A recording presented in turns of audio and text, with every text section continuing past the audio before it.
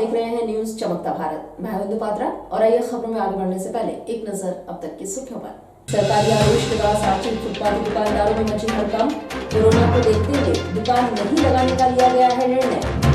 नौकरी दिलाने के नाम पर ठगी करने वाले नटवरलाल को मानवे से महिलाओं ने दबोचा, किया पुलिस के हवाले।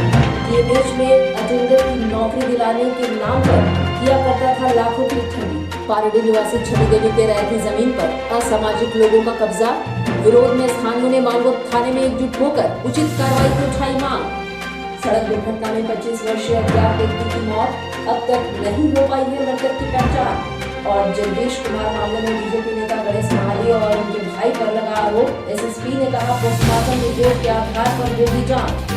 और खबरों में सबसे पहले बात करेंगे साक्षी फुटपाथी दुकानदारों के लिए सरकारी आदेश की। जी हां, साक्षी में फुटपाथ पर दुकान लगा रहे दुकानदारों को सरकार की नोटिस मिली है, जिसमें दुकान न लगाने का आदेश दिया गया है। वहीं इसके बाद इनमें हड़कंप मच गया है और कोरोना संक्रमित मरीजों की बढ़ती संख्या को देखते हुए सरकार ने यह निर्णय लिया है। डेली दुकान, डेली कमाना, डेली खाना है हम लोगों का। एक दिन दुकानें लगाएंगे तो कितना प्रॉब्लम हो जाएगा। गाड़ी की किस्ती है हम लोगों का, घर का रेंट है, कहाँ से लाएंगे? तो मना कर रहे हैं आप लोग लगाने के लिए? मना फिर भी लगाना पड़ेगा, क्या करेंगे? नहीं तो लाठी खा के मार लगाना पड़ेगा दुकान में, पेट के लिए। और क्या करेंगे? भीख तो मांग नहीं सकते, इतना बड़ा उम्र है। क्या बेचते हैं हम? और यहाँ को बताते चले कि टीएमएच में अटेंडर के लिए नौकरी दिलाने के नाम पर सुनील सिंह नाम के एक व्यक्ति द्वारा गरीब व असहाय महिलाओं से 2000-5000 की ठगी की गई, जिसे मानगो में महिलाओं ने अचानक से देखा और उसे पकड़कर मानगो थाना के हवाले किया। आज शाम को सूचना मिली कि दाईगुटू निवासी मनीष दीक्षित ने मुझे फ़ोन किया, क्योंकि भाजपा के करता भी हैं, वो सक्रिय कार्यकर्ता हैं। एक सुनील सिंह नामक व्यक्ति ने गरीब महिलाओं से टीएमएच में अटेंडर के नाम पर नौकरी लगाने के नाम पर 2-2 हज़ार, किसी से 1 हज़ार, किसी से 5,000 रुपया का लिए हैं और फरवरी 2020 में और भागे चल रहे हैं। वो गरीब महिलाएं बोल रही कि नौकरी लगाइए, नहीं तो मुझे पैसा मेरा वापस कीजिए, लेकिन उन्होंने नहीं लौटाया। आज इसी क्रम में वही महिलाओं ने आज गुरु नानक हॉस्पिटल पास इन्हें जाते हुए देखा, तो वहीं से पकड़कर मानगो थाना में लेकर आए हैं और सारी महिलाओं ने अपना एक शिकायत दर्ज कराई है, लिखित दिया है कि हम लोगों का इतना पैसा इस आदमी ने फर्जरी करके। कितनी और महिलाएं हैं इसकी जानकारी तो अब उद्भेदन होने पर पता चलेगा कि यह सक्रिय ग्रुप कहां से सक्रिय, इनके पीछे और कितने लोग गरीब महिलाओं को ठगी का शिकार बना रहे हैं। सारे लोग कहाँ के हैं? ये सारे लोग दाईगुटू के हैं और 4 नंबर के हैं। लाखों का हो सकता है, लाखों रुपए का। हाँ, लाखों रुपए का गमन का ये मामला हो सकता है। अभी तो मान लिया 20,000 का ठगी का, अभी 20,000 का तो लोग पुख्ता प्रबुद्ध रहे कि हम लोग 2,000, 5,000 बेटे को नौकरी लगाने के टिस्को में ठेका मजदूरी के नाम पर भी, गेट पास बनाने के नाम पर, सेफ्टी बनाने के नाम पर भी पैसा किए, और टीएमएच में अटेंडर के नाम पर भी नौकरी लगाने के नाम पर, नर्स के नाम पर ठगी का पैसा। हाँ, मैं तो बड़ाओं से चाहे प्रशासन से मांग करता हूँ कि ऐसे लोगों को कड़ी से कड़ी कार्रवाई हो, सजा मिले, जेल जाएं, कि लोगों को सबक मिले कि आइंदा इस तरह का हरकत ना करें। और यहाँ आपको बताते चलें कि जमशेदपुर में सड़क दुर्घटनाएं आम हो चली हैं। जी हाँ, इसी कड़ी में सरायकेला में सुबह एक अज्ञात वाहन ने अज्ञात व्यक्ति को रौंद डाला। वहीं पुलिस शव की जांच करते हुए शव को पोस्टमार्टम के लिए सरायकेला भेज चुकी है। दौरा से आते समय गाड़ी वाला ही बोला कि नरगाडी के नज़दीक में एक एक्सीडेंट कर गया है जो रोड पर पड़ा हुआ है। हम लोग आकर के देखे पेट्रोलिंग पार्टी हाईवा के, तो एक अज्ञात व्यक्ति रोड पर एक्सीडेंट पड़ा हुआ है। इसको देखने से लगा कि बेघर वगैरह है, ताकि आसपास के आदमी को भी आया पहचान करवाए, तो किसी ने नहीं पहचान पाया। और ये आसपास के लोगों द्वारा बोला गया कि चांदिल और मुखिया होटल के आसपास घूमते रहता था, तो देखने से लगता था कि अज्ञात ही व्यक्ति है। और यहाँ आपको बताएं कि 16 तारीख को कदमा रामनगर में जगदीश कुमार का किसी मामले को लेकर गणेश महाली के भाई कार्तिक महाली से झगड़ा हुआ। फिर मृतक जगदीश के पिता के मुताबिक बीजेपी नेता गणेश महाली ने रात में ही कई फायरिंग कर हल्ला भी किया। वहीं अचानक जगदीश गायब हो गया, जिसका शव 2 दिन बाद खरकई नदी से बरामद किया गया, जिसके बाद क्षेत्र में मातम पसर गया है। वहीं पुलिस शव को लेकर पोस्टमार्टम के लिए भेज दी है, जहां इस मामले में पुलिस नामजद मामला दर्ज की है। वहीं एसएसपी का कहना है कि पोस्टमार्टम रिपोर्ट आने के बाद ही पूरी मामले की जांच हो पाएगी। देखिए, ये एक संदिग्ध मामला है और इसमें कदमा थाना ने जैसे डेड बॉडी की सूचना मिली उसको तत्काल अपने कब्जे में लेके उसका पोस्टमार्टम करवाया है। और इसमें जैसे भी आगे इन्वेस्टिगेशन के अंदर एविडेंसेस आएंगे, उन एविडेंसेस के आधार पर और जो भी एलिगेशंस हैं उनके पिताजी के, उन एलिगेशंस के ऊपर जांच करके और एविडेंस कलेक्शन करके इसमें उचित कानूनी कार्रवाई की जाएगी। उसके बाद सर एक तो और उसका दोस्त बिट्टू गायब है उसी 1-2 दिन बाद से, तो उसमें फिर क्या हो रहा है सर? उसमें देखिए, सबसे पहले हम लोग यही ढूंढते हैं कि जो आदमी गायब है वो कहाँ है, तो वही तलाश जारी। पूरे मामले सर क्या सामने आई है सर? क्या लग रहा है? देखिए, कुछ ऐसा नहीं है जिसको रिवील किया जा सके, क्योंकि इन्वेस्टिगेशन की चीज़ है और वो एक बहुत ही एक सैंक्टिटी है, उसकी लीगल सैंक्टिटी है। तो जब तक एविडेंसेस फुल प्रूफ नहीं आते और किसी की हम गिरफ्तारी नहीं करते तब तक उसको कहना मुश्किल है। और यहाँ आपको बताएं कि सेंट्रल ट्रेड यूनियन द्वारा सरकार के मजदूर, किसान, आम जनता विरोध नीतियों और सार्वजनिक क्षेत्र के संस्थानों को बेचने और उनके निजीकरण की नीति के खिलाफ 26 नवंबर 2020 को राष्ट्रव्यापी एक दिवसीय हड़ताल की घोषणा की है, जहां सार्वजनिक क्षेत्र के संस्थानों में कार्यरत स्वतंत्र यूनियनों ने भी इस हड़ताल में शामिल होने का निर्णय लिया है।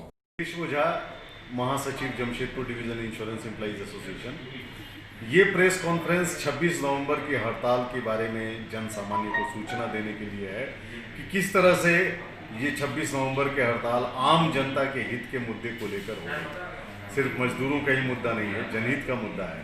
अर्थव्यवस्था कमज़ोर हो रही है, उसका सवाल है। श्रम कानूनों में संशोधन किया जा रहा है, 95% मजदूर श्रम कानूनों से बाहर हो जाएंगे, उनका मुद्दा है। कृषि कानून में परिवर्तन किया जा रहा है जिससे मार्जिनल फार्मर, सीमांत किसान हाशिए पे आ जाएंगे, खाद्यान्न सुरक्षा जो है खतरे में आ जाएगी, इसको लेकर है। बैंकों के निजीकरण का प्रयास, LIC के आंशिक निजीकरण का प्रयास सरकार कर रही है। टोटल इनफैक्ट जितने पब्लिक सेक्टर अंडरटेकिंग है उनके निजीकरण और बेचने का प्रयास सरकार कर रही है। ये देश के हित में ठीक नहीं है, अर्थव्यवस्था के हित में ठीक नहीं है। इसका विरोध करने के लिए देशव्यापी हड़ताल हम लोग 26 नवंबर को कर रहे हैं। इन्हीं मुद्दा को जनता के बीच लाने के लिए आज का ये प्रेस कॉन्फ्रेंस हम लोग बुलाए। और यहाँ आपको बताते चलें कि झारखंड के बने हुए 20 साल बीत चुके हैं, उसके बाद भी यहाँ के शैक्षणिक क्षेत्र में कोई सकारात्मक बदलाव नहीं हुआ। जी हाँ, राज्य में अंतिम मेडिकल कॉलेज 1970 में बना था। इसी विषय को लेकर झारखंड जनतांत्रिक महासभा की ओर से जिला पूर्वी सिंहभूम उपायुक्त के माध्यम से देश के प्रधानमंत्री और राज्य के मुख्यमंत्री तथा केंद्रीय और राज्य के स्वास्थ्य विभाग को ज्ञापन सौंपा गया है। जनतांत्रिक महासभा की ओर से जिला पूर्वी सिंहभूम उपायुक्त के माध्यम से देश के PM और राज्य के CM को हम लोगों और स्वास्थ्य विभाग को, केंद्रीय और राज्य स्वास्थ्य विभाग को ज्ञापन दिया। इसके माध्यम से हम लोग का डिमांड है कि जो पिछले साल माने जो मेडिकल के छात्रों को 300 सीट दिया गया था, लेकिन इस साल वो अभी भी 300 छात्रों का भविष्य अंधकार में है और वो जो 300 सीट का कटौती किया गया, हम लोग का डिमांड है कि पिछले साल जो कोरोना को पिछले साल यहाँ के इंफ्रास्ट्रक्चर डेवलपमेंट नहीं था, तो सुप्रीम कोर्ट का गाइडलाइन था कि भाई इसको डेवलप किया जाए, लेकिन उसके जस्ट बाद होता है कि चुनाव आता है, फिर कोरोना आता है। ऐसे में बंगाल का सीट बढ़ जाता है, छत्तीसगढ़ का सीट बढ़ जाता है, केरल का सीट बढ़ता है, लेकिन झारखंड का 300 जो सीट है वो नहीं बढ़ता है। तो हम लोग का मांग है केंद्र सरकार से और राज्य सरकार से जो 300 बच्चों का भविष्य का मामला है, इसको जल्द से जल्द इस पर विचार किया जाए।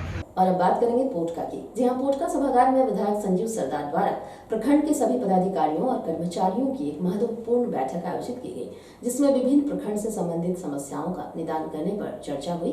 वहीं बिजली विभाग के अधिकारी कर्मचारी की उपस्थिति नहीं होने पर उन्हें विधायक द्वारा स्पष्टीकरण का निर्देश भी दिया गया।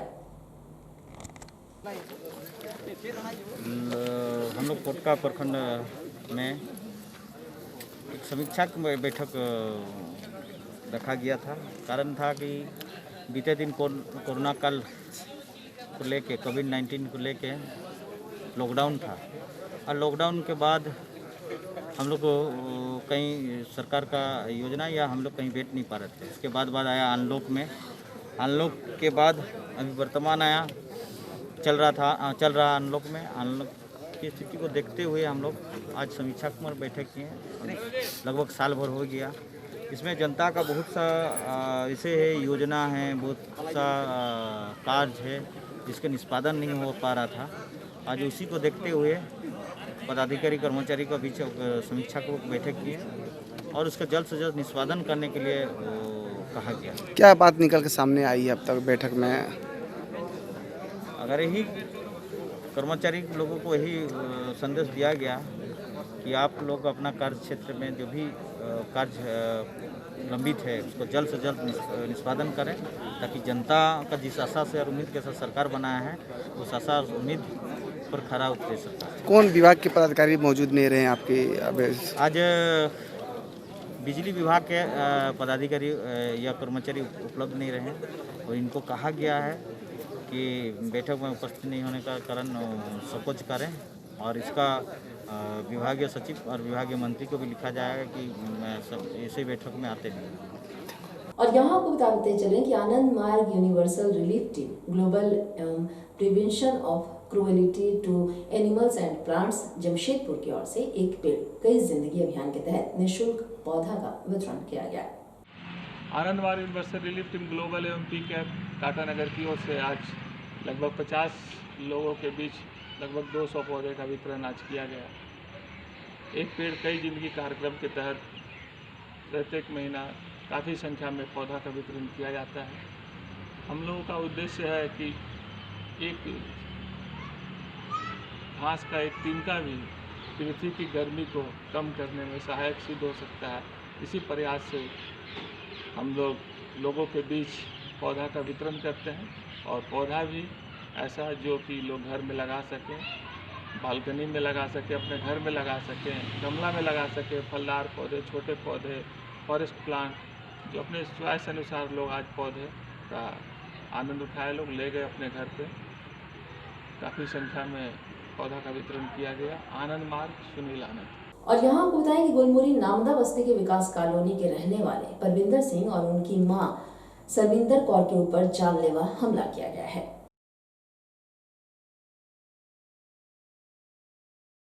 सर, मेरे सामने घर वाले जो दिनेश कुमार साहू गुप्ता नाम के हैं, उनके परिवार वालों ने मेरे साथ बहुत अभद्र व्यवहार किया और उसके साथ 9-10 आदमी और थे जिन्होंने मेरी इज्जत पर हाथ डाला और मुझे बहुत मारा और मेरे गुप्त अंगों पर भी मारा, मेरी इज्जत लूटने की कोशिश की और मेरे साथ बहुत अभद्र व्यवहार किया, जिस वजह से मुझे बहुत सारी चोट आई। और जो मेरे पीछे जगह पर ये लोग कब्जा कर रहे हैं, जिसको मैंने मना करने की कोशिश की, जिस वजह से उन्होंने मेरे साथ हावी होकर 10 आदमियों ने मेरे साथ अभद्र व्यवहार किया। और यहाँ आपको बताते चलेंगे जमशेदपुर प्रखंड के केरुआ टोटी पंचायत के भूरीडी की रहने वाले ये गुरुवारी भूमिश का 2 साल पहले ही प्रधानमंत्री आवास बनने की बात सामने आई थी, लेकिन आज तक काम पूरा नहीं हो पाया है। एक केरुआ डोंगरी पंचायत के अंतर्गत भूरीडी गांव में ये गुरुवारी भूमिज के नाम से प्रधानमंत्री आवास आया हुआ था, लेकिन दुर्भाग्य की बात है जिस प्रकार से हम लोग बोलते हैं कि गरीबों के लिए काम करते हैं सरकार, बट एक गरीब अभी भी ये टूटा फूटा घर में रहने को मजबूर है, कब गिर जाए पता नहीं।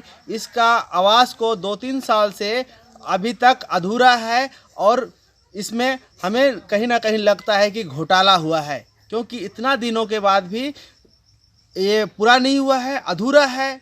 और ये जिन गुरुवारी से पूछने पर इन्होंने बताया कि इन्हें पैसा पूरा निकाल दिए हैं और दे दिए हैं। इसलिए इस पर हम सरकार से, जिला प्रशासन से मांग करते हैं कि जल्द से जल्द इस गुरुवारी भूमिज को और उनका माता जी को एक भवन जल्द से जल्द मिले। और इधर सुनसुनगढ़िया पंचायत की मुखिया सोमवारी पूर्ति के निधन पर उप मुखिया संघर्ष समिति और वार्ड सदस्य संघ के संयुक्त तत्वाधान में संघ के अध्यक्ष सुनील गुप्ता के नेतृत्व में उत्तरी सुनसुनगढ़िया पंचायत भवन में एक शोक सभा एवं श्रद्धांजलि सभा का आयोजन हुआ। जमशेदपुर प्रखंड उप मुखिया संघर्ष समिति एवं वार्ड सदस्य संघ के संयुक्त तत्वाधान में उत्तरी सुनसुनगढ़िया पंचायत की मुखिया सोमवारी पूर्ति के निधन हो जाने पर एक शोक सभा और श्रद्धांजलि सभा का हम लोगों ने आयोजन किए थे। इस शोक सभा और श्रद्धांजलि सभा में हमारे जमशेदपुर प्रखंड के प्रखंड विकास पदाधिकारी प्रवीण कुमार, जिला परिषद उपाध्यक्ष राजकुमार सिंह, जिला परिषद सदस्य किशोर यादव सहित जमशेदपुर प्रखंड के तमाम पंचायत प्रतिनिधि उपस्थित होकर शोक सभा मनाएं और 2 मिनट का मौन रखकर उनकी आत्मा का शांति हेतु प्रार्थना की। और अब चलते चलते एक नजर अब तक की सुर्खियों पर। सरकारी आदेश के बाद साक्षी फुटपाथी दुकानदारों में मची हड़कंप। कोरोना को देखते हुए दुकान नहीं लगाने का लिया गया है निर्णय। नौकरी दिलाने के नाम पर ठगी करने वाले नटवर लाल को मानगो से महिलाओं ने दबोचा, किया पुलिस के हवाले।